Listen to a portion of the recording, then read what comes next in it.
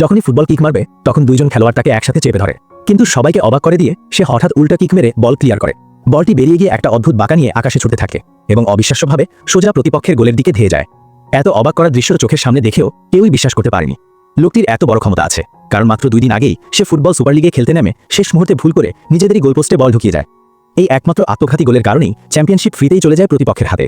ফ্যানদের গালাগালি তো ছিলই, তার উপর কোচ তাকে মাঠেই বরখাস্ত করে দেয়। এতে লোকটি ভীষণ ভেঙে পড়ে, রাগে দুঃখে নিজের সবচেয়ে প্রিয় ফুটবলটা লেকে ছুঁড়ে মারে। কিন্তু সে জানত না এই ঘটনাতেই হঠাৎ জেগে উঠবে সুগন্ধি ঝর্ণার আত্মা। তার প্রবল জেদ আর অনুভব করে আত্মাটি তাকে দিয়ে দেয় একটা ডিসাইসিভ গোল সিস্টেম। এই সিস্টেমের মাধ্যমে লোকটি প্রতিদিন একবার 100% নিখুঁত শক্তির শট নিতে পারে। শুরুতে সে ভেবেছিল সবটাই হয়তো তার কল্পনা, তাই মাটিতে পড়ে থাকা একটা ক্যান তুলে নিয়ে এমনিতেই এক লাথি মারে। কিন্তু কে জানতো সেই ক্যানও নিখুঁতভাবে লক্ষ্যভেদ করবে।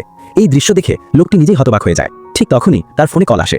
আমি দ্বিতীয় দলের কোচ, আগামীকাল রাত 8টা ফিশম্যান হেড রোস্ট রেস্টুরেন্টে। তুমি যদি আমাদের অবনমিত দলে যোগ দিতে চাও তাহলে চলে এসো। লোকটি ভাবতেই পারেনি এখনো কোনো দল তাকে নিতে চায়। যদিও দলটা আগের মতো শক্তিশালী নয়, তবু অন্তত তাকে একজন বিকল্প খেলোয়াড় হিসেবে সুযোগ দিচ্ছে। সে দেরি না করে সঙ্গে সঙ্গেই সেখানে পৌঁছে যায়। কিন্তু শুরুতে দলের খেলোয়াড়রা তাকে মোটেই স্বাগত জানায় না, কারণ মাঠে নামলে নিজেদের খেলোয়াড়কেই সাবধান থাকতে হয়। তবে সৌভাগ্যবশত কোচ ছিলেন বেশ ভালো মানুষ।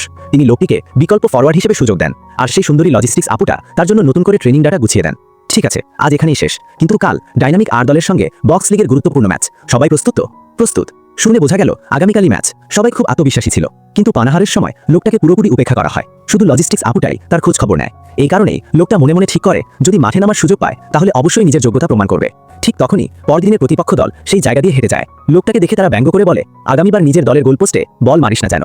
এই কথা শুনে লোকটি পাল্টা জবাব দেয়। এই কথায় ডাইনামিক দল পুরোপুরি খেপে যায়। পরদিন ম্যাচে তারা ইচ্ছে করেই ভীষণ রাফ খেলা শুরু করে, শারীরিক সংঘর্ষ বাড়ায়, গোপনে ফাউল করে, কি হ্যাং দলের খেলোয়াড়দের আহত করে। শেষ পর্যন্ত একজন ফরওয়ার্ডের পা পর্যন্ত ভেঙে দেয়। এত স্পষ্ট ফাউল হওয়ার পরও রেফারি শুধু একটি হলুদ কার্ড দেয়। উল্টো দিকে কি হ্যাং দল হারায় একজন গুরুত্বপূর্ণ খেলোয়াড়, আর সময়ও দ্রুত ফুরিয়ে আসছিল। ঠিক তখনই কোচের কাছে অনুরোধ করে তাকে মাঠে নামতে দেওয়ার জন্য। কিন্তু কোচ জানতেন সে এখনো দলের সঙ্গে মানিয়ে নেয়নি, তাই প্রথমে রাজি হননি। ডাইনামিক দলের বাঁদিকের ডিফেন্ডার ঘুরতে ধীর, তার পেছনে ফাঁকা জায়গা আছে, আমাকে ওদিকেই আক্রমণ করতে দিন, আমার উপর বিশ্বাস রাখুন। লোকটির এই আত্মবিশ্বাসী চোখ শেষ পর্যন্ত কোচকে রাজি করায়। মাঠে তখন শেষ 1 মিনিট বাকি। এই সুযোগে গোল না হলে হার নিশ্চিত।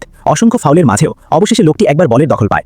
ড্রিবল করে এগোতেই দুইজন খেলোয়াড় এসে পথ আটকে দেয়, ব্যঙ্গ করে বলে আবার নিজের গোলপোস্টে মারিস না যেন। কিন্তু তারা জানতো না এই মুহূর্তে লোকটি গোপনে চালু করেছে ডিসাইসিভ গোল সিস্টেম। পরবর্তী দৃশ্য দেখে মাঠে থাকা সবাই স্তব্ধ। এই শট কি সরাসরি সব প্রতিরক্ষা ভেদ করে গোল ভেঙে দেবে?